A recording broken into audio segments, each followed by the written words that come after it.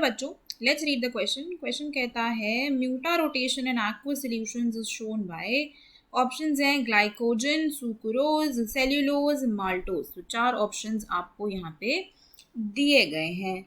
अब अगर इस क्वेश्चन के की कॉन्सेप्ट की बात कर लें तो यहाँ पे हमारा की कॉन्सेप्ट क्या रहेगा, यहाँ पे हम क्या डिस्कस करने वाले हैं, म्यूटा रोटेशन।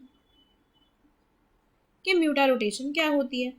तो म्यूटा रोटेशन में क्या होता है ना, there is a change in optical rotation. Optical rotation में चेंज आता है, मतलब जो आपकी दो एनोमेरिक फॉर्म्स होती हैं अल्फा एंड बीटा, उनके बीच में एक इक्विलिब्रियम एस्टैब्लिश होता है, वो इंटर कन्वर्ट कर जाती हैं। तो ये इंटर कन्वर्जन जो होती है इसी को हम क्या बोलते हैं, म्यूटा रोटेशन। तो इसमें क्या होता है, change in equilibrium between the two anomers or the two anomeric form। Anomers क्या होते हैं, जिनके फर्स्ट कार्बन पे डिफरेंस इन कॉन्फ़िगरेशन होता है। अगर एक कार्बन पे नीचे OH ग्रुप लगा हुआ है तो दूसरे कार्बन पे ऊपर OH ग्रुप लगा होगा, तो ये आपकी अल्फा बीटा एनोमेरिक फॉर्म्स होती हैं। तो ये जो अल्फा और बीटा एनोमेरिक फॉर्म्स हैं ये क्या करती हैं, जब ये इंटर कन्वर्ट करने लगती हैं तभी हम कहते हैं कि म्यूटा रोटेशन होगी। एक और बहुत इंपॉर्टेंट चीज कि म्यूटा रोटेशन कौन दिखाता है और कौन नहीं दिखाता। तो आपकी जो रिड्यूसिंग शुगर्स होती है ना,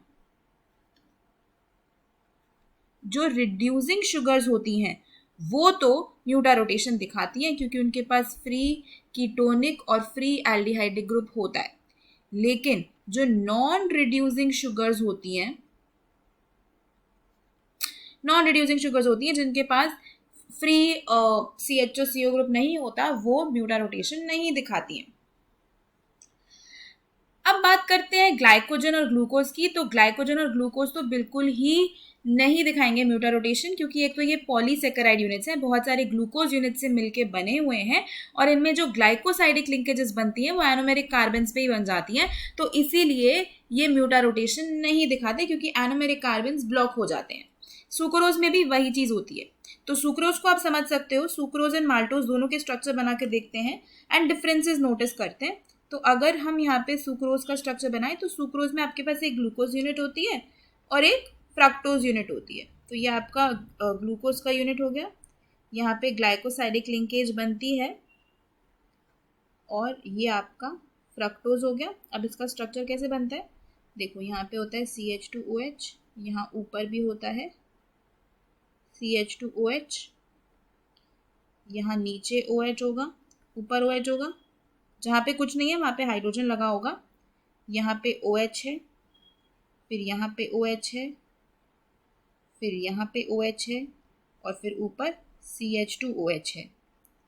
तो आप यहाँ पे देखो कि ये दोनों एनोमेरिक कार्बन्स हैं, और इन दोनों ही कार्बन के बीच में आपका जो है ग्लाइकोसाइडिक लिंकेज बन रहा है। तो यहाँ पे अल्फा बीटा फॉर्म्स इंटरकन्वर्ट नहीं हो सकती, क्योंकि एनोमेरिक कार्बन्स के बीच में ही ग्लाइकोसाइडिक लिंकेज बन गई है। अब अगर वहीं पे हम बात कर लें माल्टोज की, तो माल्टोज में 2 ग्लूकोज यूनिट्स होती हैं। माल्टोज में 2 ग्लूकोज यूनिट्स होती हैं और इसमें ग्लाइकोसाइडिक लिंकेज कुछ इस तरीके से बनती है। आपका O हो गया, फिर यहाँ पे ये कुछ इस तरीके से होगा, ये आपका जाएगा यहाँ यहाँ ऐसा, ठीक है। अब यहाँ पे इधर नीचे OH, इधर भी OH, ऊपर OH, ऊपर CH2OH, और इस केस में वही नीचे OH, ऊपर OH, फिर नीचे OH, फिर ऊपर CH2OH। तो यहाँ पे अगर आप देखो ना, तो ये वाली ग्लूकोज का जो एनोमेरिक कार्बन है उसके पास OH ग्रुप है, वो ग्लाइकोसाइडिक लिंकेज में इन्वॉल्व नहीं है, तो ये अल्फा बीटा फॉर्म्स में इंटरकन्वर्ट कर सकता है। लेकिन यहाँ पे आप देखो तो ये वाले दोनों OH ग्रुप जो एनोमेरिक कार्बन के थे वो ग्लाइकोसाइडिक लिंकेज में लग गए, तो सुक्रोज भी म्यूटा रोटेशन नहीं दिखा सकता।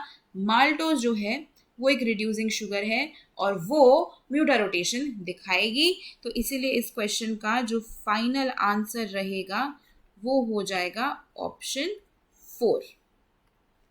Hope you understood it well. Best of luck.